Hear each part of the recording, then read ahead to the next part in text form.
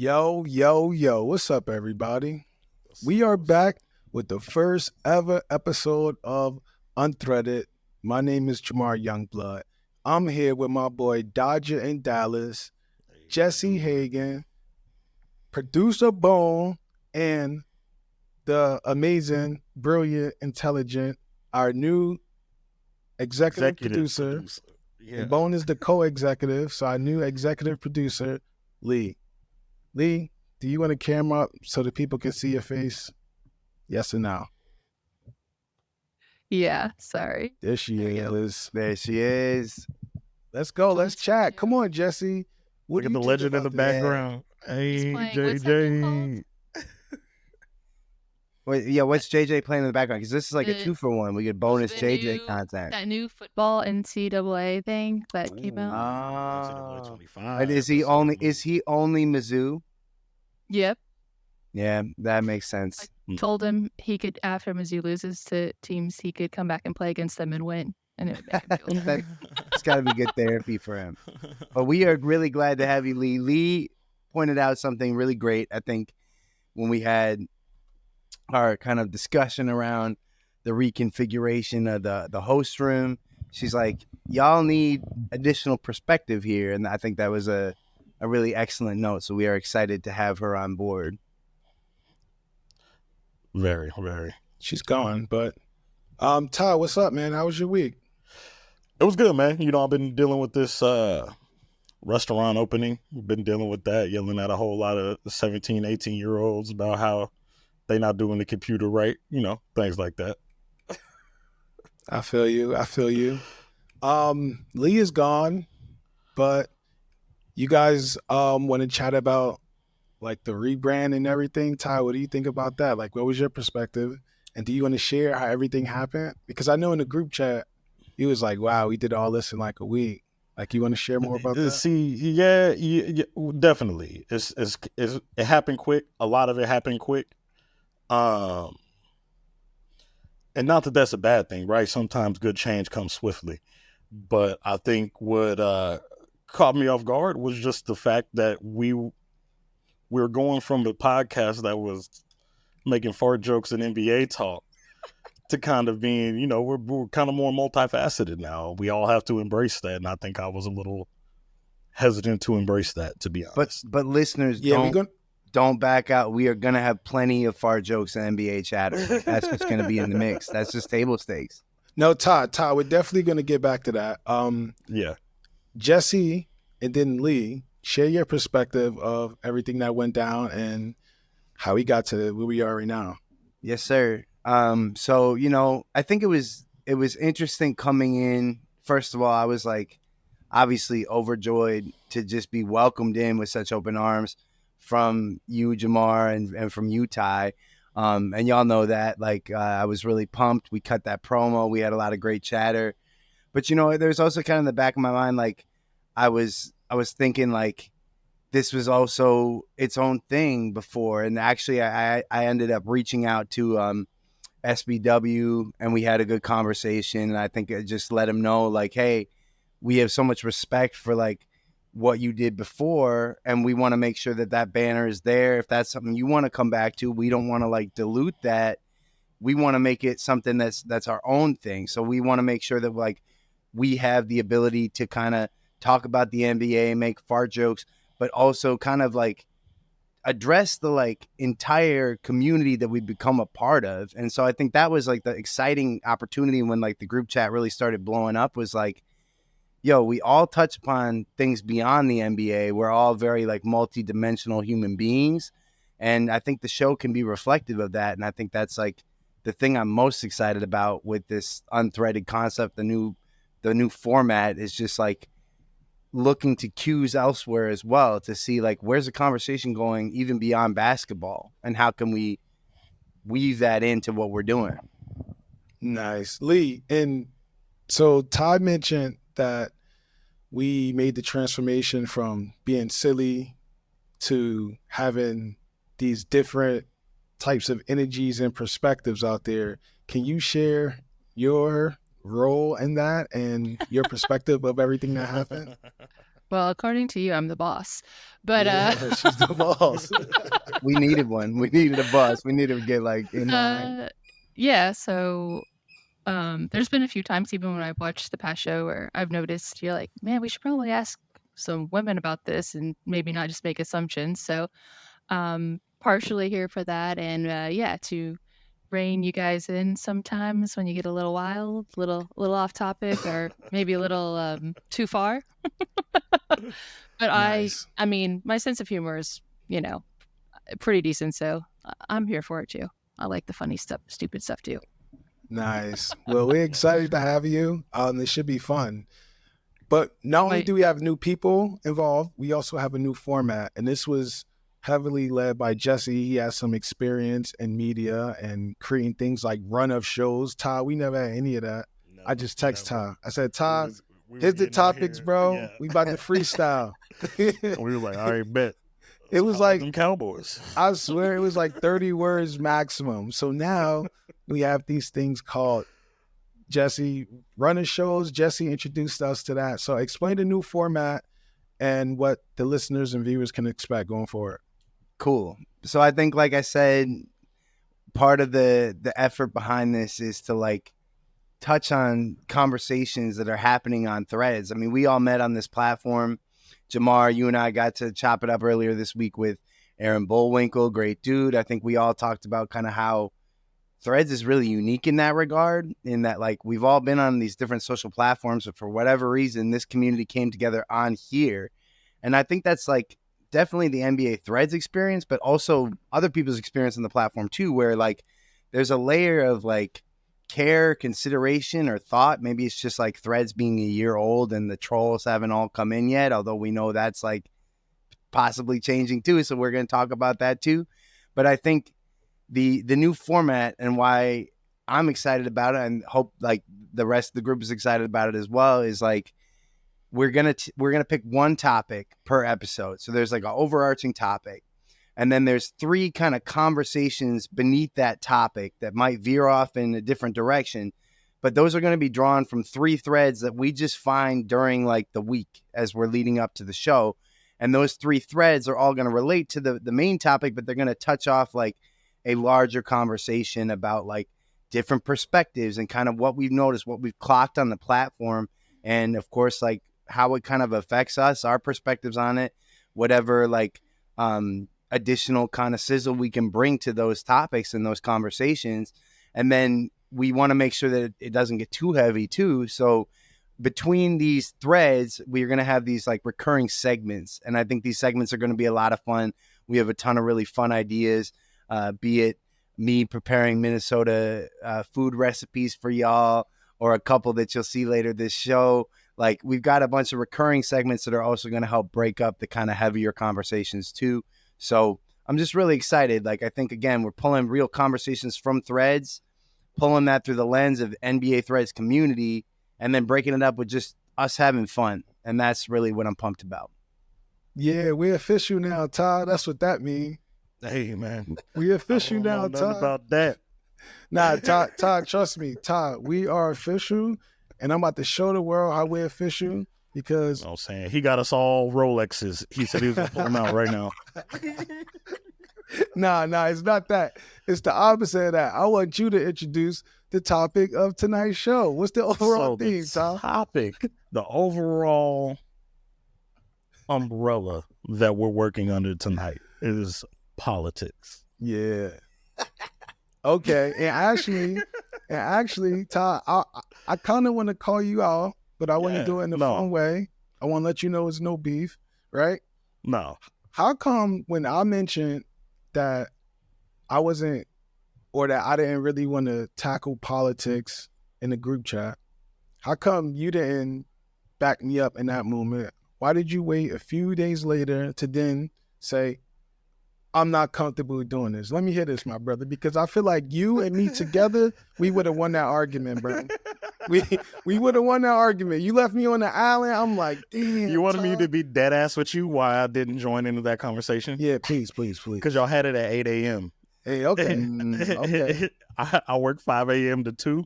That's true. I'd be heavily involved after that. And then there's so many of us, and we're all like each one of us alone is like a new idea factory. That in the group chat is hard to like.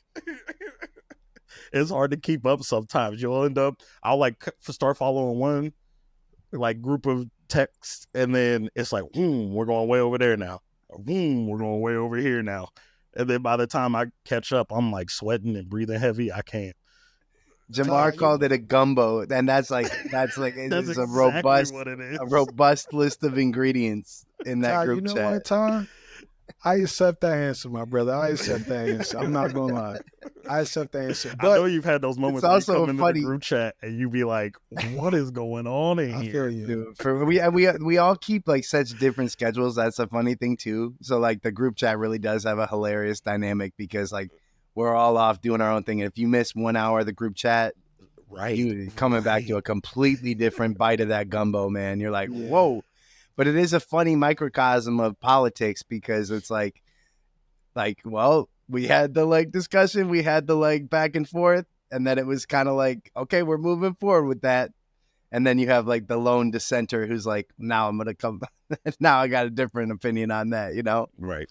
Well, now that the listeners and viewers know, Ty and I was reluctant to talk about this, but it's bigger than us at this point because Leigh, Bone, Jesse, they convinced us that we could be our authentic selves and, we can share what we want to share and we can don't share, or we don't have to share what we don't want to share. So I'm just going to let y'all know with me, I'm someone that can't do things half-assed. So not only in a matter of a week did I go from like not even thinking about politics, not wanting to be involved, I'm starting a campaign to run for local office where I'm from. That happened all in a week. So thanks, Leigh. Thanks, Jesse. Thanks, Vaughn. Thanks, everybody. I go all in, bro. Hey, man, every single person that knows Jhamar knows exactly how Jhamar that statement is. Yeah, Hey, for man. real. And Go listen, all in. if he get like when he becomes mayor of I would say Newark, when, because this when is he gonna becomes happen. when he becomes mayor of Newark, I will break my personal moratorium on moving to New Jersey. I'll do it. Yeah, I'll go I all love in. that. I'm Hey, like, man. hey, give me in on that. Yo, Might we- get me I'm like up there as live a next to Texan the in mayor, road. man. Yeah, we definitely getting a meeted up restaurant in Newark, New Jersey with our mayor. That's Newark for sure. is gonna have a He gonna open it with them renaissance, big bro. ass scissors. Yes, sir. All right, guys, or Ari family too, because it's not just guys here. But let's get into it, man. Pop culture moment of the week. Let's start with you, Ty. What is your pop culture moment of the week? Mine is easy money.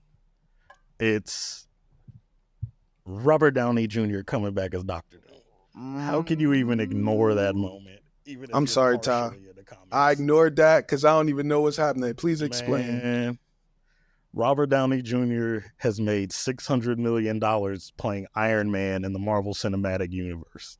Okay. There's a new team coming in, the Fantastic Four, who has a new main villain.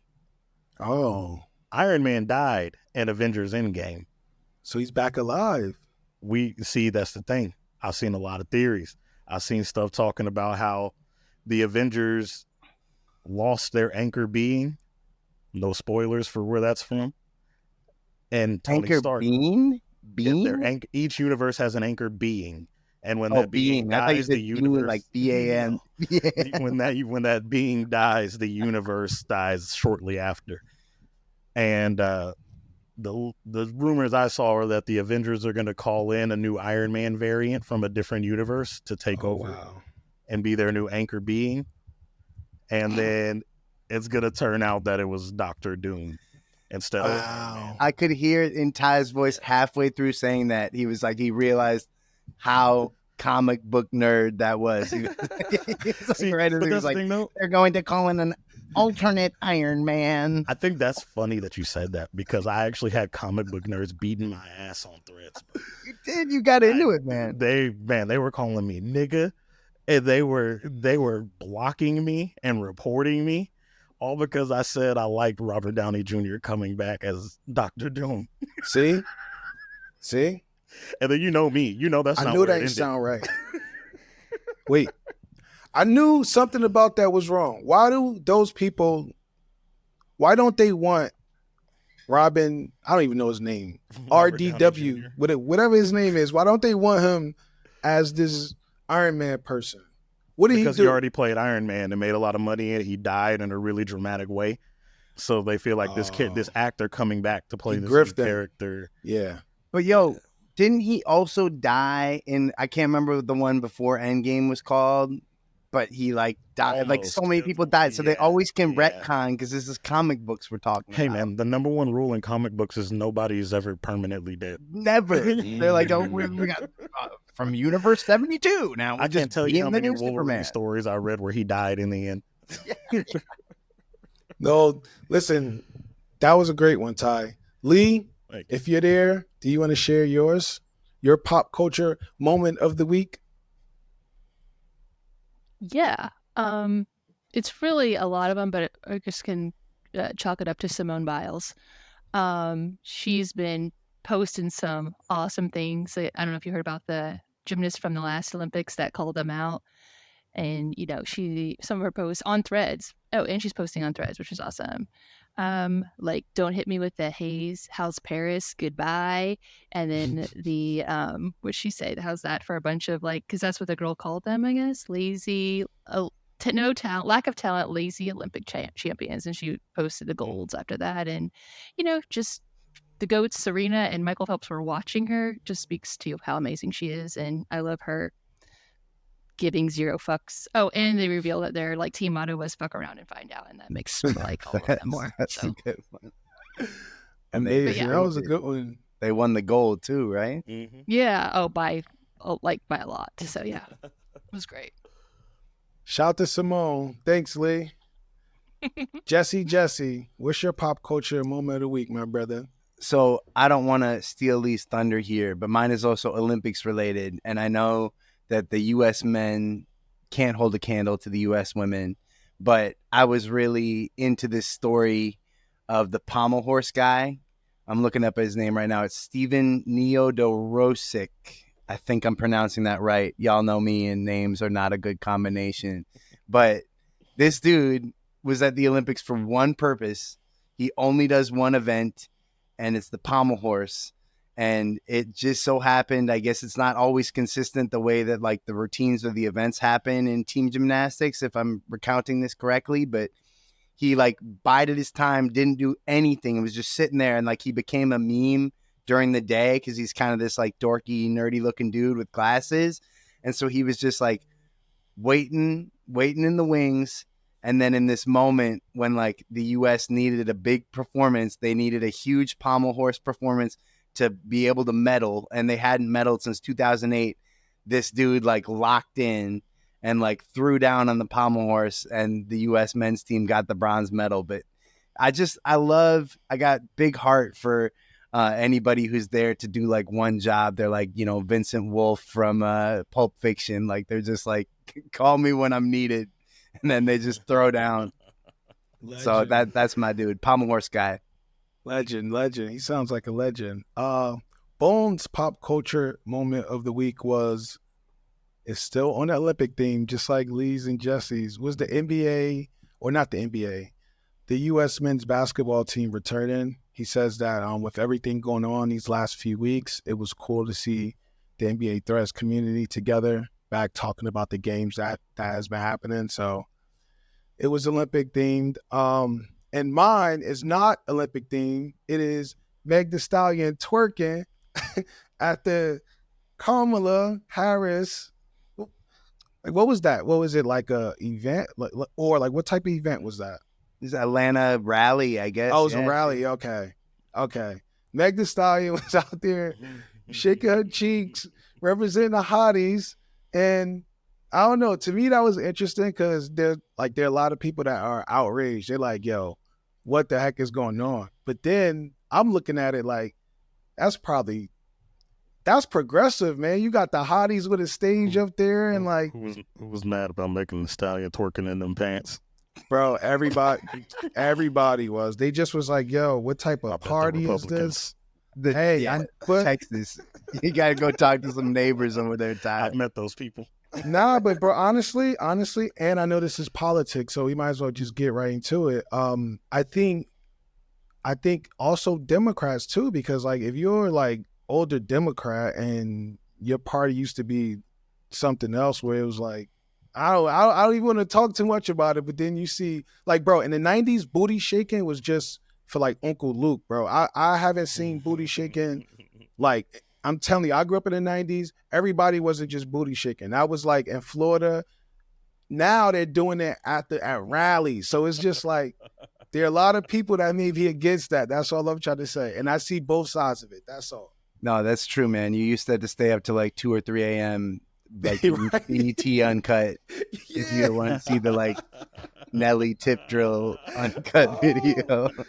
But no, but to that point too, I mean, like the big refreshing thing for me is like that was like finally they're like embracing that culturally, you know, and like because it's such a far cry from like when Hillary did it, and we don't have to get into like how people feel about her.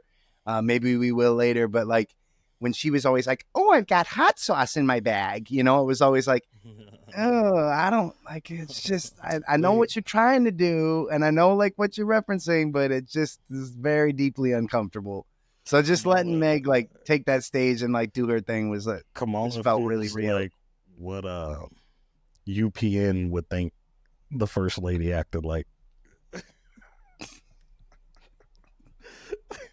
Before we move on, I need to check in with Leigh and see if we are wilding again. Leigh, we started talking about booty shaking and Kamala Harris. Is that okay?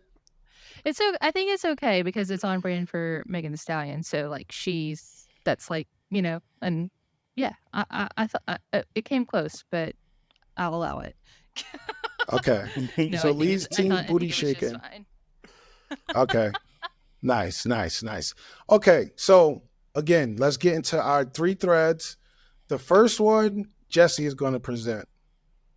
Cool. So we have a thread from Carnage for Life. I love this dude. He has a lot of great threads. He said, "A mea culpa. A few days ago, I said getting rid of Biden as the candidate would be an own goal by the Dems. I was wrong. The palpable energy shift among Democratic voters that I know from Biden as the candidate to Kamala Harris has been incredible. People seem genuinely excited and, dare I say, hopeful." Shout out to bro. Shout out to Carnegie for life. But before we continue, I think I owe it to a lot of people out there. A mea culpa. Explain that. What is that? It's like an expression when if you mess up, it's basically just like a fancy Latin way of saying like, "My bad, I'm sorry." Oh, okay. He should have just said my bad instead of try to be fancy, but we're not going to talk about that. Let's move on. It's like, nah, I'm joking around, bro. Yo, Todd, What up? when you saw this news that Joe Biden was dropping out and Kamala was stepping in, and I know you're not as in touch, but you saw it, bro. Don't try to act like you didn't see it. What was your thoughts? What was your thoughts when you first saw that? The fuck? Please do tell more. I don't be paying attention to politics like that really already. So when I logged on the threads when I was walking out the door at work and everyone's like, Joe Biden stepped down from the party and Joe Biden stepped down in the party, and I was just like, damn, so are y'all gonna tell me what that means, or do I have to ask and look dumber? Like, First of all, I'm sorry, but I think we need to check in because one of us is saying the vice president's name wrong. Leigh, can you come on? Jesse. No, what You were It's close, Jesse. but you said it's Kamala, not Kamala. It's Kamala. Yeah. Okay, well, So this is I the put it in the second chat. time. It's like think of like the word comma and then law. It kind of if you can Kamala. Yeah, Yes. Okay. Kamala. No, I'm glad, and I'm sure these Yeah. two gentlemen Get him. are pleased as hell because Get him. the unreleased episode I said Kennedy Carter, so I really need to be taking the task. for Bro, this. That's rough. he's It's 2 for bad. 2 No. on I'm black owning women it. names. Hey, mea culpa. Okay. Who is that? Who the frick is that, bro? What? Oh, that's that thing. My bad. I got you. My bad. My bad. Mea culpa. All right. So Jesse, when you Yes, sir. first saw that, what did you think? Man, it was really wild to watch happen in real time.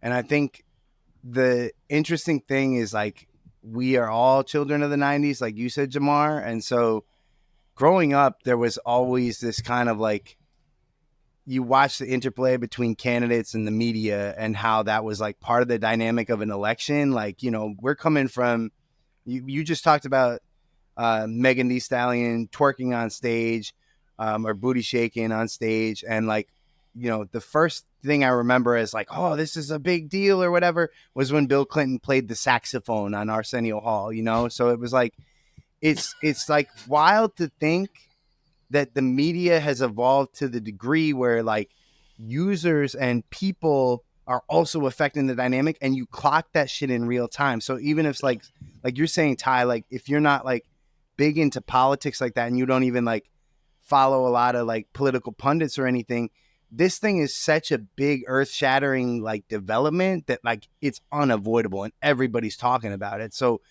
it was just like shock at first, just because it felt genuinely unprecedented. And I know there's all those jokes recently about like unprecedented times, but like that shit really felt like, holy shit, man. Like I just never seen that. I never heard of that. Like a candidate dropping out, especially an incumbent dropping out mid race is just, it was wild. But and I'm sorry to cut you off, Jesse. Why are you so shocked when you saw this? When you saw his health and you saw how old he was, like what made you still like, wow, this is unbelievable?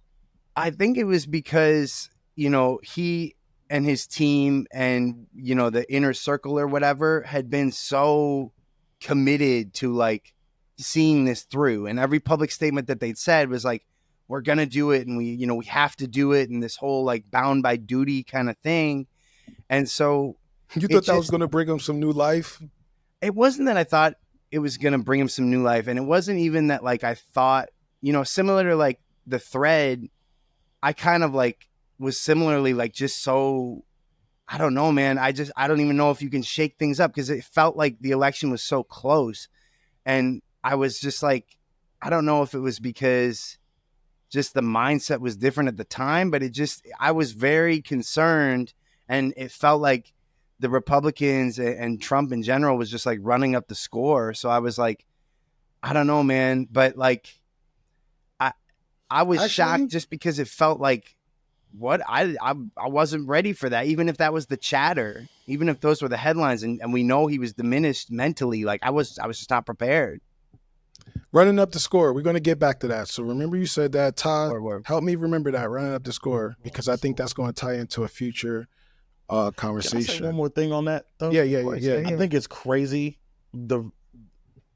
where we live and like how different it was, because initially where I live, most of the liberals I know are either online or in another state. I know far more conservatives where I live than I know liberals. And the initial reaction was almost as if they were taking a victory lap. Right. Like when it first came through, I do remember there was a lot more Trump hats at the job than there normally are. And it was like the first like day or two, they were kind of like, we did it. Like we got the job done. Dude. Like it's so crazy that how the initial reaction felt to both of us. Yeah. I mean, because I think that like you saw a manifestation of like the panic that I'm feeling, and like you said, Ty, like I'm around New Yorkers, and like everybody's kind of like, oh shit, like is this gonna like, what's gonna happen now? Yeah. And so like the whole energy shift and like what that thread kind of pointed out, that also felt so different and so energizing, because like it went from like feeling like this Republican victory lap to like genuinely Kamala had completely shifted the energy seemingly like overnight, where I was just like, whoa, this feels different. And being on Threads now doesn't feel like everybody's just like dreading and kind of like in this real cynical headspace, and that was cool to see. And that's where I come into play.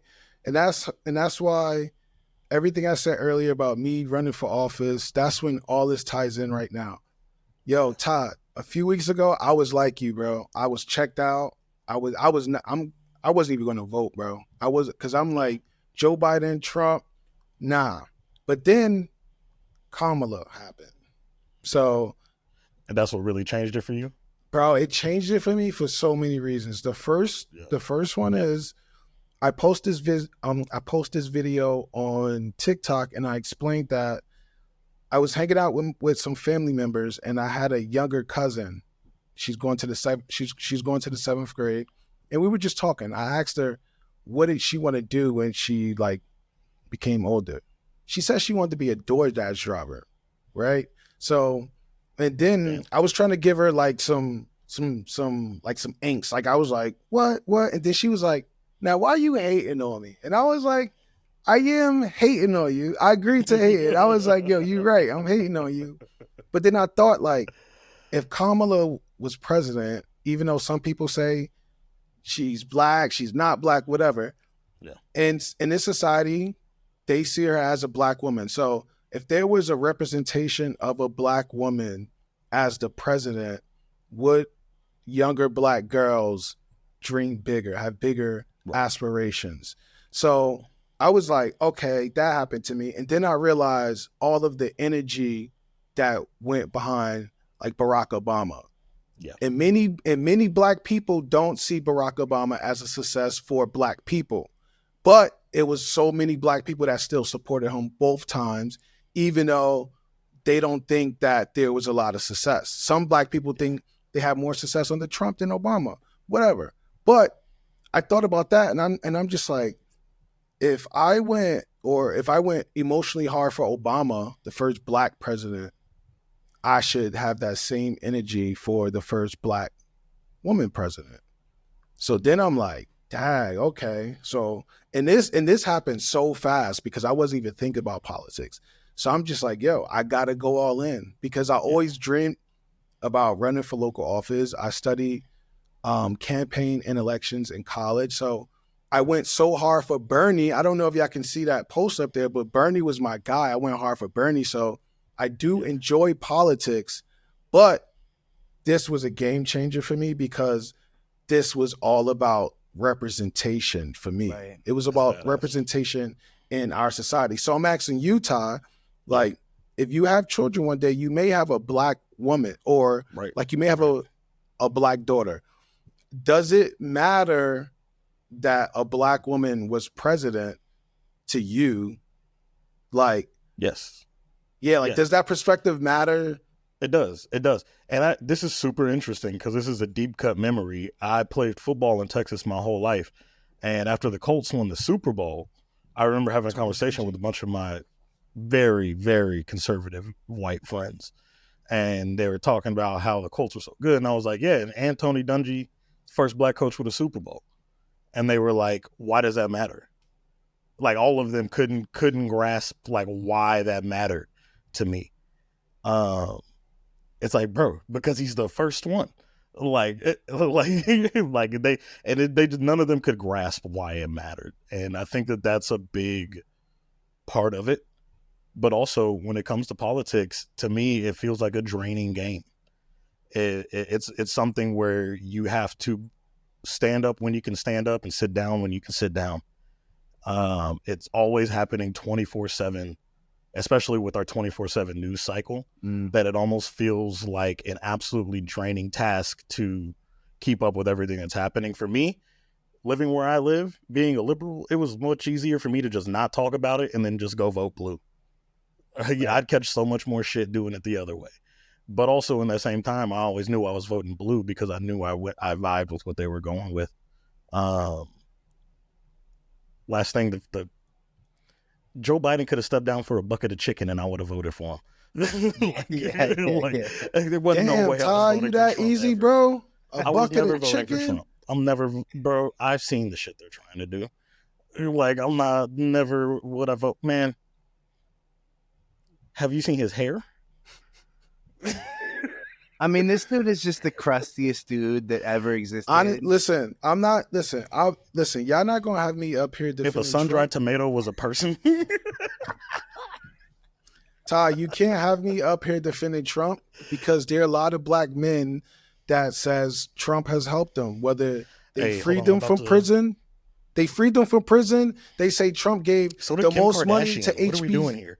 No, I get it, but you got to compare it, right? Like you have to compare it to someone like Kamala, who there are black people that say that she locked men up. So No, I'm it's just, not completely true. That, hey, I don't know, man. I think you bring up a really interesting thing, Jhamar, which is like, well, there's a couple different like facets to that angle, and I think like one of the things that's been really fascinating to me, especially somebody who is more drawn to I guess what you would call a liberal way of thinking, and like is obviously was never going to vote for Trump and was going to vote for, like you said, Ty, like anything else, anybody else besides him. But I remember when Kamala ran the first time as well, and I remember that kind of like that news item of like, well, she's a cop, and like that she's a prosecutor and she's locked dudes up unfairly. And I think what's been interesting to me to see, and I saw like some really interesting perspectives on Threads from like Totes Postmodern. She's going to come up later in the show. Feminista Jones had some really interesting thoughts to say as well, from like a perspective of somebody who is not necessarily sharing in the energy, is maybe happy for the energy shift all the same. But it brings up this interesting point of like, how do you kind of like balance this thing of like, well, I also don't think this candidate is perfect, and I do want to like set expectations and feel like I can critique this person even though they've got my vote, but I also don't want to stand in the way of this like eruption of energy, especially because we know the significance. And like, I guess it kind of brings up the limitations of the two-party system, right? It's like if it becomes so important to beat the other side and it all becomes this PR marketing battle, then like it becomes really difficult to weigh that nuance of how do I, lob a nuanced critique at my politician, Right. because it becomes so much about my team has to win. You know what I'm saying? I think that mentality of the my team has to win really benefits from. Have you guys heard of the floodgate theory? It's a card game thing where when somebody is just going absolutely ham, all it takes is one card just to slow them down. It just takes you playing one card to slow them down. You just have to really take the chance and kind of, if your detractors are being reasonable and non-offensive, I always agree that you should just let them live that life. Someone has to slow down a hurricane. There has to be sand walls when a tsunami's coming. There's things that you have to do to prepare yourself for how it feels when someone stands against you, but also to prepare, if you're really invested, to coddle the rest of the people who are going to feel like it ended there. Right. I mean, the other thing, and Jhamar, I really want your perspective on this, because I think like you being such a big Bernie supporter, and I felt that too, I think there was a lot of disillusionment with the Democratic Party and feeling like they kind of operate as like yes, we're the like lesser of two evils, but we tell you what's good for you, and we kind of get to decide whose turn it is.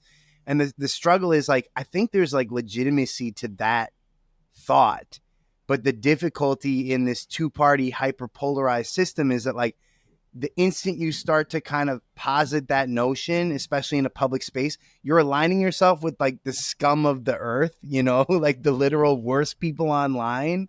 Yeah. And like, so that's where it becomes really difficult, because like I think like there's a great conversation to be had about like the absolute failure of the Democrats to pick up so many different progressive notions, to tackle things that are excessively important and that most of us, I think, as Americans want to see happen. And we get told to, remain patient, to chill out and kind of like wait our turn, and that they'll kind of let us know when they're ready. And that gets really frustrating. And again, it's like, it's tough when you see so much energy and you feel that. And it's refreshing to feel that, but you also are like, okay, but like, there's other shit we got to talk about too. Like, there's like a lot of shit that like, I want to make sure we're holding whoever is the Democratic nominee, if we have to be in this 2-party system, feels that pressure from like the progressive faction to be like, yo, I got to like make sure I'm thinking of those constituents when I build my policy. Jesse, my brother, I love those words. I'm a really simplistic person, and I just think it's as simple as being honest, bro. Being honest, being real, not even having to like go decorate things. I think the problem now is that it's a show, bro. It's a show, and it's kind of like a monarchy in a sense where the media is everything, and I feel like the presidency is like the biggest soap opera or reality TV show out there. If you honest, we will realize that Congress probably have just as much power. But if you out there supporting Trump or a Kamala and you don't know you're a congressperson and you online doing whatever, it's like, how serious can someone take you? But I think that's a sensible thought. But no one wants to say that because it's too aggressive or it's not PC or you can't talk to people like that. So I think all sides have sensible things to say. Who's going to be brave and say, honestly, like you said, Ty, you like, yo, you got your right to have your viewpoint. But if we want to live together, yo, we got to like listen to each other. For real. And that's where the nuance we got to listen to each other. Essential. But it becomes so essential. But to your point earlier, it's like, it's a game, bro. It's a game, and everyone want to act out here like it's real life. When it's literally a game, my team versus your team. Look how we talk about this stuff. We talk about it like it's sports, bro. Yeah, for real. We talk about it like it's sports, but nobody wants to be real about that. No one wants to be real about that. So I understand what you're saying. I just think that can all be solved if we're just direct and we're honest and we're sensible. Yeah. I mean, I love that too, man. And I think it's like the spectacle is what really gets to me. And I love to like, sometimes I wish it was just like, listen, every candidate just gets like the same amount of like page space in all the newspapers and they get the same amount of ad time. And it's like, just let them represent themselves, and not like get into this, like who's outspending who. Cause so many of this, like these ad budgets are ridiculous, bro. Like it's amazing to watch all the money get raised for Kamala. But like at the same time, there's a part of me that's like, think of how much that money could fucking like do for the communities that really need it and for like the projects that need funding. Like it's wild to me how much we let the spectacle dictate things.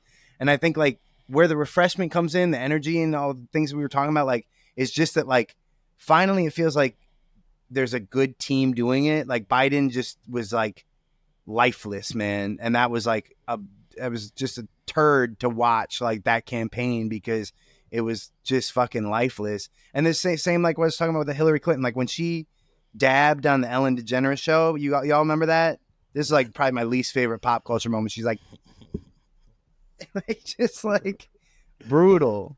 Jesse, so, you mentioned the Democrats' approach is like, we tell you what to do or we tell you what's best for you. Yeah. Ty, do you want to go into this next thread that's going to introduce our next segment? Because I think it ties into that kind of. All right, so thread number 2, we got Totes Postmodern, I think a fave of all of us here. She has a quick, simple, does he even go here with 3 question marks. So she really needed to know. And then the picture, of course, is Mosseri being completely oblivious to what's going on his site that he created and is supposedly the leader of. I don't know, man.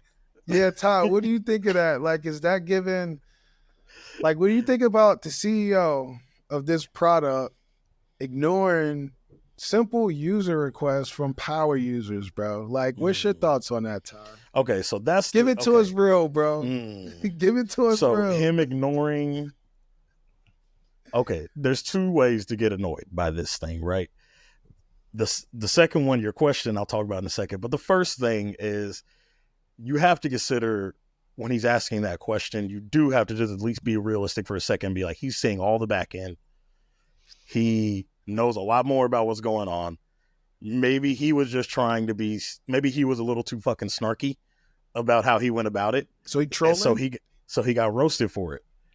Now the second one, ignoring requests from power users. There's a certain pretentiousness and entitlement that comes with thinking you can push these people who've already given us something that's given us all so much into doing even more for you right now when you want it, as opposed to letting them work. I just ignore it most of the time because it's not even enough for me to comment on typically, but being asked about it on here, I feel like I should be honest. It's interesting because I'd be curious too, like, to hear both y'all's thoughts on like what is the role of a CEO? You know, are they responsible for being a public facing kind of, I guess, public servant in a way, in that, like, should they be the mouthpiece to interact with people on, especially if what they're representing is the platform that they are communicating on? You know what I'm saying? Yeah. Well, I do know one thing. No matter what side they take on that, their main job is wage theft. And we'll never forget that. But I think it depends on the CEO. I think, I've played video games where the head developer never shows his face. We never see a single person on his staff. Yeah. I played games where the head developer is the single face that you see the entire time. Every update, he's doing it himself. Yeah. I think it just depends on the company and what their views are and how they. But Jesse. Yeah. Like, why are we asking this question here? Shouldn't a sensible thing be something that they figured out before he goes on the platform and have people troll him? Because it's like, bro, do you or does your team even use this product? Because now I think the sensible thing to do is hire people that do. Right. I agree with that. Or support the people who use the product the most. And that goes into the Democratic take of like, I know what's best for you. So I'm not even going to like, there's no representation there's no representation of the power users. If anything, it's us making a show to keep people on their app. We are the power users doing it ourselves. So. I do have empathy, and like, Ty, I appreciate you bringing up those points because I think it is important to remember that, like, we are not connected to the product team. We don't know how difficult it is to push live a change to this incredibly complex algorithm. We don't know the intricacies of running Instagram and Threads. I think like what you bring up, Jhamar, and what I bristle at, and certainly where I think like what made Totes Postmodern's Thread so funny is that like you're just left with this like, dude, this dude is just being a dick. Like, he's just being a fucking outright dick. And we've seen this in multiple instances across multiple power users where, like you said, Jhamar, it feels like we'll tell you, like, we know what's best. And again, they are closest to the product. So it's not a second guessing of their technical expertise. I think what it comes down to me is an assessment of their like communications and their PR, and to a certain extent, their marketing. Like, this matters that you have kind of a good sense of public relations with the people who use your product, especially if like you haven't cracked that code yet for like whatever you want the app to be. I think you'd be wise to like pay attention to the way that your users are speaking about the product, because like we've all kind of talked about before, and the very nature of this show is evidence for, is that the connections we've formed on this platform are very real, they're very enduring, and they're very layered. And we talked about this before too, Jhamar, but like, I get frustrated when these tech bros and these kind of like tech companies are always chasing this notion of massive scale, and it's all about appeasing shareholders, and it's all about, like, to your point about wage theft, Ty, I think that comes from like this cartoonish, surreal sense of economy wherein you have to grow the platform by millions of users every year. And instead of valuing the depth of an interaction or the quality of an interaction, instead of creating or imagining a new metric for that, or figuring out a way, to your point, Jhamar, of hiring people to kind of report in on that, you just keep doing the same old kind of media model where it's all about just like base level attention, base level eyeballs. And it's just a very cynical worldview for me. It's hard for me to kind of like get behind, you know what I'm saying? Mm-hmm. But to Maz's credit, and just like Kamala's credit too, you get the sense that they are just order takers. Yes. And that they have a mission. And that's and not to bring politics back into this, but I do have a segue into politics, but I feel like that's why Kamala is sort of easier for me to get behind her, because it's like when you get in these positions and you want to advance, a lot of people just have to take orders. And maybe this also can tie to a segment later about venture capital, Jesse, is that when you don't take orders, you just don't get those opportunities. So I have some compassion for the order takers. It's just kind of weird when there's like real people involved. But definitely. For the segue real quick, let's talk about how they made it a thing to, I guess, suppress political speech on Threads. Yeah, because I mean that's like the other consideration here, and how it ties back to our main topic is like, I agree with you, Jhamar. I don't think it was necessarily Mosari. I'm sure I'm butchering his name too. I don't think it was his call necessarily, because I'm sure that like Zuckerberg is reacting to Facebook's role in like, you know, the misinformation lawsuits and the hearings in front of Congress, and like how messy that got, and is probably like, this is a bigger headache than it's worth, because I don't want that to become like a liability 5 years down the line for our company. But I think what becomes difficult is like, again, it's just the bungled nature in the way that this is communicated. And like what we were talking about, the like, we know better, y'all shut up and take it. The way that his stance when he talks about the like, politics won't be like pushed on people's timelines or whatever, is just really, it's defiant. It's kind of like pig-headed, and it comes across as really tone deaf to me, because so many people have made this point much more eloquently than I'm about to, but like everything connects to politics. And there's a guy I think we all see pop up quite often is Bob Urell. And he had a great response. Shout out to Bob. He had a great response to this thread from Mosari that was like, yeah, we're not going to be showing political news, you know, we're not going to be prioritizing or whatever. And he works in like veterans affairs, and he works in like getting homes for vets who are currently houseless, and like helping them relocate and helping them find opportunities. That is by nature political, especially if the Supreme Court is ruling on the criminalization of being homeless. So it's a tough conundrum, and I do have empathy for like, I don't know how you design a algorithm around that with so many different considerations. Yeah. But again, to me, it's the public stance. I think people would be more empathetic if you reached out to people and said, we don't have all the answers yet, and we understand that. Here's our policy as it exists. We are open to changing it. We want feedback. Open a dialogue. Don't just come and meet people with like, again, that sense of like, we know better than you what's good for you. That's what I think people resent.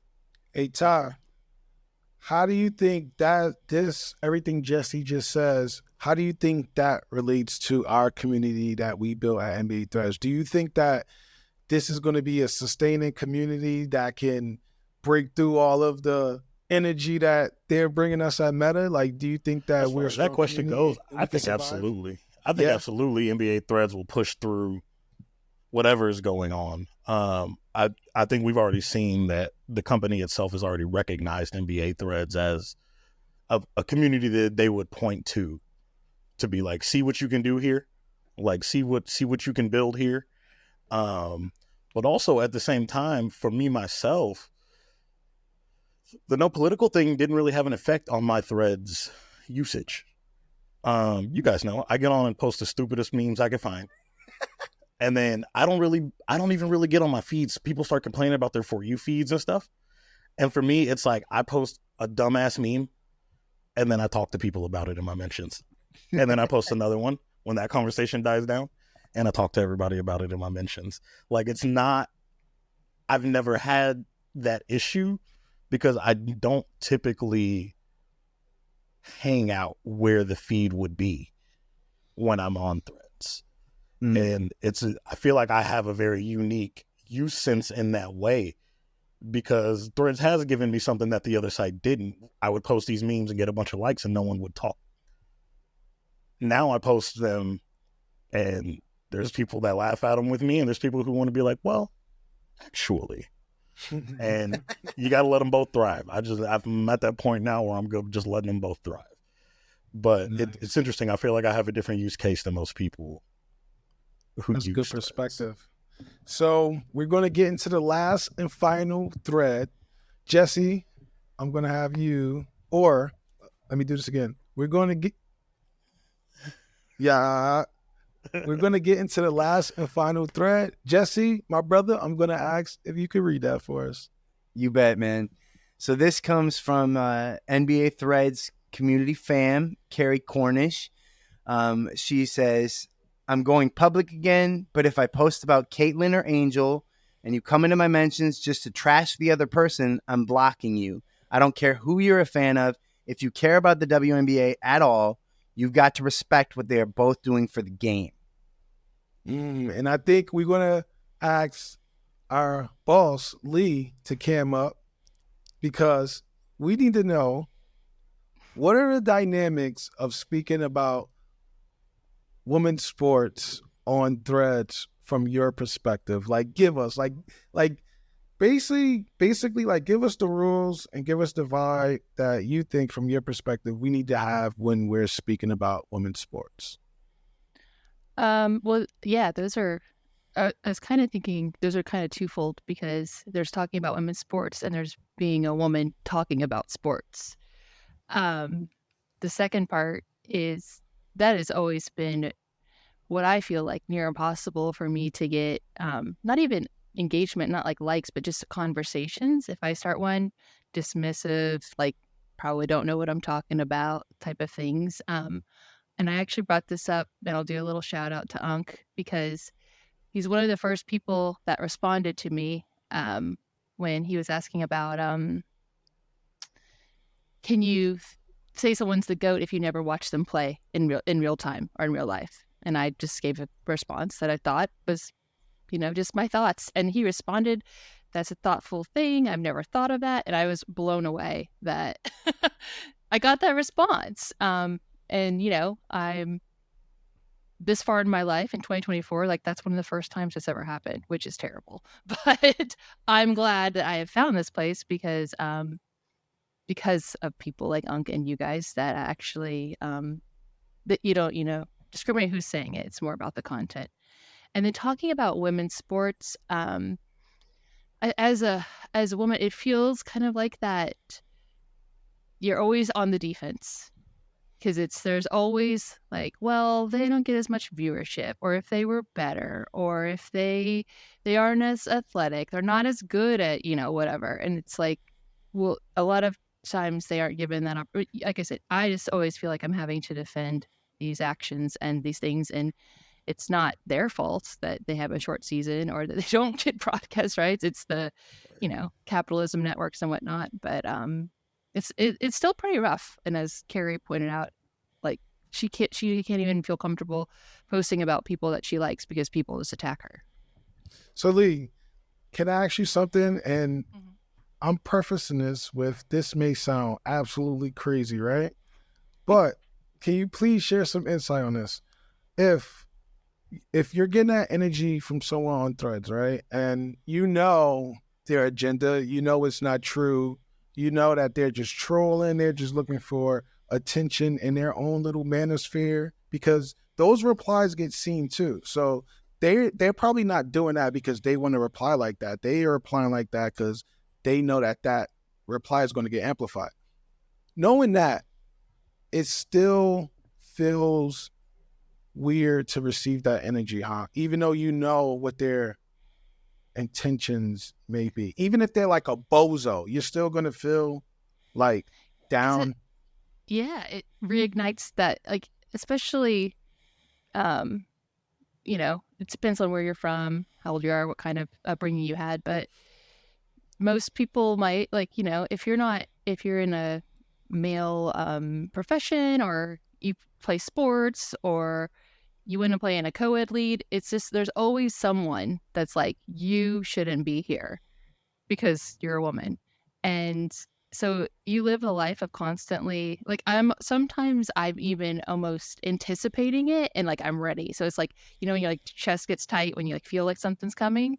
And so yeah, you read those comments even knowing it's a clown, and you're like, it still pisses you off, and then you have to stop and block them, delete the post, or Yeah. engage. And Yeah. I don't even think either one is, I mean, it's personal preference. Like, it's a lot of work to engage with those people because they'll just keep coming at you. And I think that's fine. I think, and I think there's nothing wrong with blocking them. I think for my sanity, it's good for me to block them, but it's hard. It's hard not to speak up. It's hard not to defend women that's being shit on forever. And it's just like, it's tough. Yeah.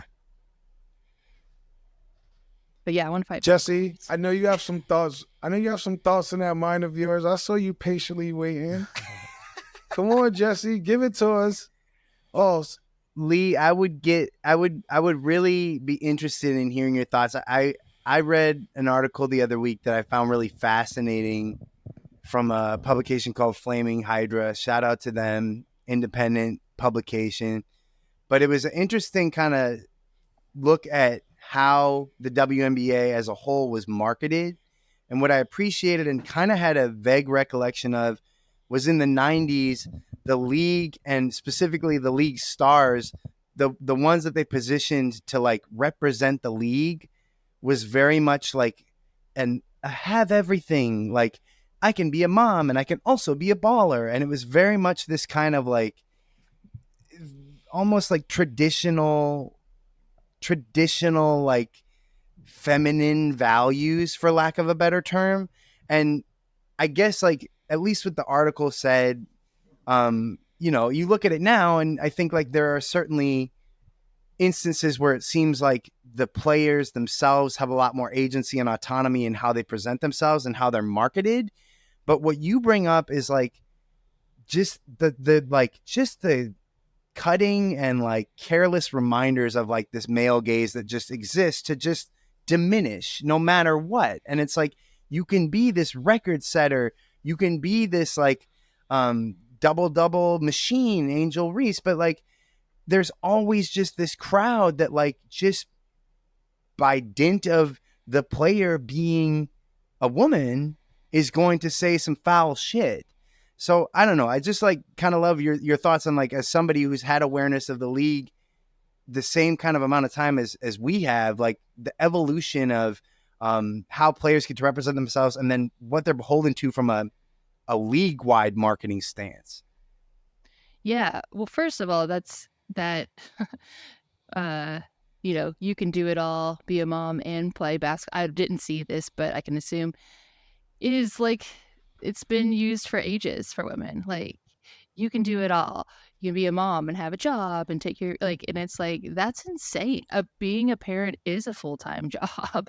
And people expect, like, during COVID, all of these, like, women left the workforce in masses because they had to be home with their kids that were doing school on their iPads because they couldn't do both. And it's just, that's blows my mind, but it's not surprising, but it still happens. And then, yeah, they definitely are getting like more autonomy and more like speaking up and speaking out. But it's about listening, because Angel Reese, for example, and Caitlin Clark have both come out and been like, please stop pitting us against each other. Like, we like each other. We respect each other's game. Like, we battled it out in competition, but it's like, can you imagine them saying like before like Kyrie came to the Mavs, like, Luka and Kyrie, like they, like, which is one or the other. It's just, that's not how people treat men's sports. So like, I don't know why they feel the need. And it's because age-old trope, whatever, is they compare women to women, and they always think this woman's going to one up this, and for whatever reason, and women do that. Women compare women to women, so it's definitely been it's even been a journey for me to like stop doing that, because it's our societal norms, pictures of people like Instagram even. So you have to really like get grounded and be like, no, what I'm doing is normal. But yeah, just I am happy they're getting, but like it's just simple things that's like they deserve like, a longer season maybe. And really it's just about quality to me. Like they should be getting treated the same. Hey Leigh, can you monitor this conversation that I want to have with Ty really quick? And just if we step out of bounds, please let us know. Sure. I'm not Ready, going Ty? to monitor. Why do you here to monitor us? Because this question, and what I'm about to act, I'm going for content, bro. Come on, bro. I'm going for content. So I think that a woman playing basketball while also having her period is like the most amazing thing and most powerful. Again, Leigh, let me cook. I'm gonna let you finish. Okay. I think it's the most amazing thing that I have ever seen, only because I've dated women who've like had their period and they were really, really in pain, and like I had to help them like really, really overcome this. So the thought of women having to box out, having to dive on the ball, have to like get fouled and still have their period, I think that is amazing to me. Or like powerful amazing, not like, why, I don't know. But Ty, what do you got to say about that? Let me hear your response, brother. I got a quick question. Why did you drag me into the oven with you? Second Content, of all, bro. Content, bro. I'm going for content, bro. Second of all, yeah, that's crazy because I've definitely sat out of football games because I stepped weird down the stairs. Okay, Leigh, I'm sorry. So no, it's okay. It's my question really to you, Jhamar, is why aren't you impressed with all women in all their jobs when they're on their period? Have you ever had to sit through literal contractions while sitting at your desk trying to talk to someone on the phone and like you can't do anything? I'm just saying it, to me, that should apply to all jobs. But that's why I chose basketball specifically, because I used to play basketball. I don't know, like that's why this was very specific to something I experienced. And yes, you're right. It should be everything, but I was like getting an elbow. Like, come on, you having to run fast and dive with a ball. That is physically, but you're right. So is getting doing the same anything. natural Trust pain. me. It's the same. No, I get it. You're right. Like, especially because outside of the pain, like some people vomit, some people have like there's so many That's things true. that can happen. Like some people have to stay in bed. You guys really have no idea. And like I don't know if you've ever known anyone that had an ovarian cyst that burst, not to get too technical, but that's some real pain. Yeah. And that happens a lot. Right. You're That's crazy. Yeah. Nah, that actually I stand Shout out to the corrected. superheroes. Shout out to the superheroes. I stand corrected because I don't know what it's like. So that's why I thought that was good content. And I think we got a clip. I think that was a good clip right there. Yeah. I think Clip. that was a good Clip, correct? Clip with a P? Yeah, clip with a P. Oh man. Oh man. Wow. Hard Listen. No, sorry. Yeah, we might get zucked. What is that? Like, yo, what does getting Who zucked zucks? mean? That sounds mad crazy. Oh, that was just zucked is like when people get disappeared. So like Freak Time was kind of the original case of getting zucked.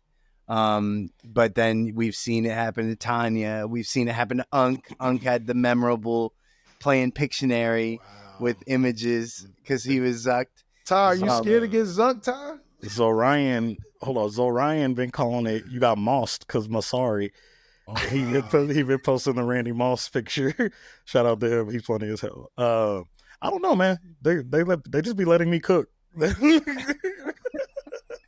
Dude, bro, it just feels arbitrary sometimes. Just like, what was the offending thread here? Hey, man, you they know? did hit me with a warning after that post about that dude with the Trump doll. They hit me with the warning. Oh, did they?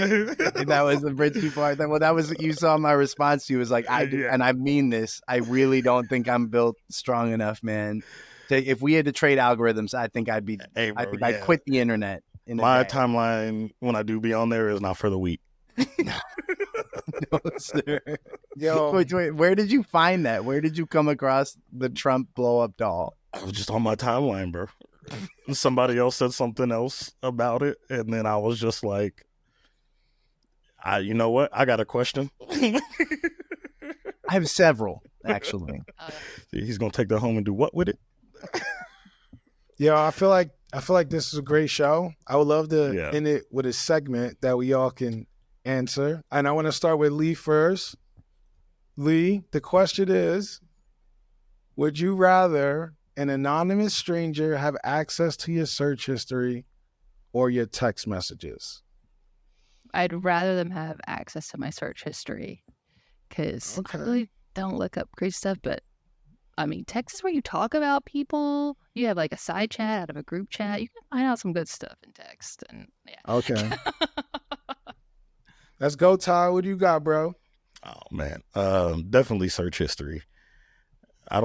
They just gonna see a whole bunch of Pokemon card decks and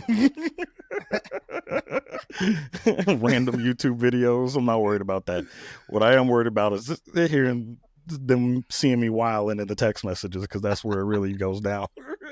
They're like, this guy just keeps searching Iron Man alternates. What the hell? Hey, Jesse, what do you have? Well, I hate to make it 3 for 3. I'd love to give a contrarian take here, but I would also go search history. But my search history is just baffling because I've always laughed because like I work in advertising, so I'll get like a brief that's like, okay, we're marketing this like wellness service to women 44 to 55, and so like for the next week. My searches are going to be like very different and very strange. And at this point, I think my search history is so confused as to who I am. It doesn't know what to serve me anymore. How many times have you searched 50-year-old women specifically? Honestly, Oh, I've had plenty of like very bad calls where man. immediately I was like, wrong phrase. I need to get more specific. Leigh, is that okay? Is that okay? Can we search 50-year-old women in the search history? Or like in the Google? It was for his whatever? work. It I was for mean, his work. I mean, also if you're into that, like, there's no shaming. Hey, see, that's what I like. That's what I like about this community. We don't judge it. We don't judge each other. I think my public search history, yeah, not my incognito, not that one because it's Ooh. I don't private think they for a keep reason. history on it. Well, they say they don't, but we know that they do. We know that they do. To be honest, though, I'm going to be so serious. I'm going to be so serious with y'all, and I don't even know if y'all would believe me. But I think if I talk about someone in a text message, I probably would I'm comfortable sharing some version of that to their face. Yeah. So I'm Yeah. whatever is in my text, I'm going to stand on it, Ty. I'm going to stand on it for the most part. It's not even like me standing on what I'm saying. It's more about I don't need y'all seeing what I'm saying. I ain't saying it. Know what I'm saying? That was good. That was good. That was like good. I a think I get poem. that. I think I get that. I mean, he's a poet. But I think it's getting late. Friends and fellas. I think that's better. I was about to say fellas. Then I saw Leigh. I said friends and fellas. So I'm getting better. I'm You getting just there, gotta stick Leigh. with Texas y'all. You never have to. You never Y'all, have to. that's true. Y'all, let's go. That's Y'all. true. All y'all. But I think we have enough. What do you think, Jesse, Ty, Bone, Leigh? Feels good to I me. thought that was great, man. I think Yeah. we got heaters all up and down this show. This was a really good one. Okay. Ty, you wanna give us one of those lovely down south All right. outros? Well, y'all know how it ends, even though we ain't done this before. This is unThreaded, the unThreaded podcast. We want to say thank you all for listening. Thank you all for giving us a chance. Be kind to each other. Be kind to yourself. Stay meated up. Peace. Let's get it. Peace.